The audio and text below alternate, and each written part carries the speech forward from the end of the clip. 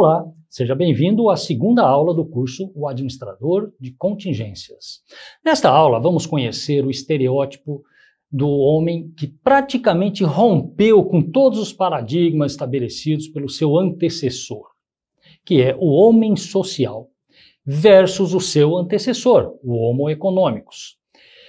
Este foi um período bastante conturbado no ambiente organizacional e talvez o mais importante período para o administrador, pois a partir desta confrontação é que se delineou as bases e princípios para todos os demais perfis dos administradores do futuro.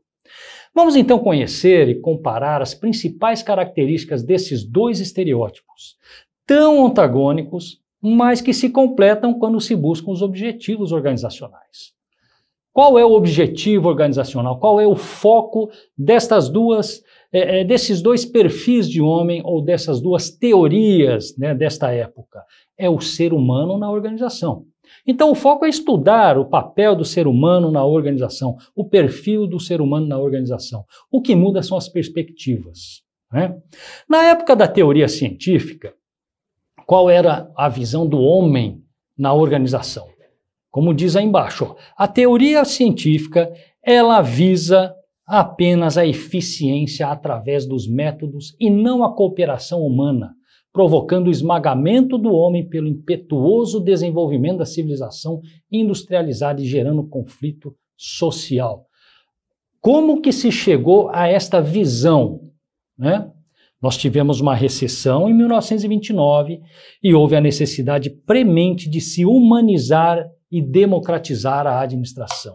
Então, o homem, como era visto naquela época, o Homo economicus, que só visava o lucro, depois de 1929, depois das pesquisas nessa empresa aqui, a Western Electric, que Elton Mayo promoveu, a visão do homem, da teoria científica, se alterou completamente. Virou uma confrontação, porque uma visão dessa visa apenas a eficiência através dos métodos e não a cooperação humana, provocando o esmagamento do homem pelo impetuoso desenvolvimento da civilização industrializada, é uma confrontação, é quase uma declaração de guerra, ou conflito social, como diz aí. Então, qual era a visão do homem social? O trabalho é uma atividade tipicamente grupal, nível de produção influenciado mais pelas normas do grupo. O ser humano é motivado pela necessidade de estar junto, de ser reconhecido. Então, houve uma reviravolta, houve uma inversão na visão do homem dentro da organização.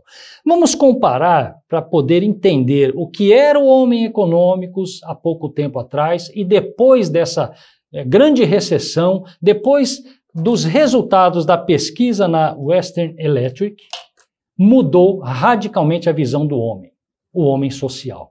A ênfase no Homo economicus, adaptação do homem à máquina e vice-versa. Já no homem social, adaptação do homem à organização e vice-versa. Então, foi uma mudança radical. Incentivos, maximizar vantagens financeiras, era isso apenas que movia o Homo economicus. No homem social, sentimentos e critérios não racionais. Então foi radical a mudança. Com relação ao comportamento, o Homo economicus reage como um indivíduo. Já o homem social reage como membro de um grupo social. Com relação à fadiga, a fadiga para o Homo economicus era fisiológica, tempos e movimentos. Para o homem social, a fadiga era psicológica, a monotonia, a rotinização, subutilização. E, por fim, a visão da organização do Homo economicus, que era uma estrutura formal, conjunto de órgãos, cargos e tarefas. Já para o homem social, era um sistema social, era um conjunto de papéis. Então, houve uma inversão muito grande, uma reação muito grande. Por quê? Porque o estereótipo do Homo economicus não estava funcionando mais com a recessão. O homem não conseguia mais produzir mais naquele ambiente recessivo de desemprego, de baixos salários. Ele não via mais perspectivas, precisava haver uma reação. Então, Elton Mayo, com a sua pesquisa, trouxe essa nova visão descobriu que o homem não era só movido por essas vantagens financeiras e materiais, existiam mais coisas. Ele precisava ser reconhecido, ele precisava pertencer a um grupo social. Houve uma mudança radical e até, de certa forma, romântica, um pouco Eugênia, né?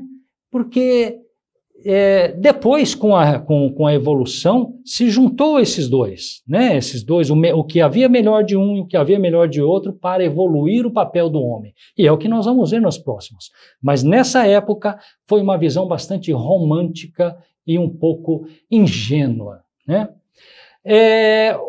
Essa pesquisa, né, e a teoria das relações humanas, ela deu início a outros estudos, né, voltado para o humanismo e principalmente para o comportamento do ser humano na organização. Que vier aí o behaviorismo, né, as teorias comportamentais e o comportamento organizacional. A visão de Elton Mayo era que o conflito era uma chaga social e era o que trazia aquele perfil científico do Homo economicus. A cooperação era o bem-estar social e era o que ele propunha com a nova teoria. A teoria humanística provocou o crescimento dos estudos e pesquisas no campo das ciências humanas, que mais tarde deu origem ao movimento behaviorista da administração. E aí nós podemos citar a psicologia de John Dewey, a filosofia de Kurt Lewin e a sociologia de Vilfredo Pareto, né? Então esses são os três, mas foram muito mais do que isso daí. E é o que nós veremos na sequência, né, nas próximas aulas.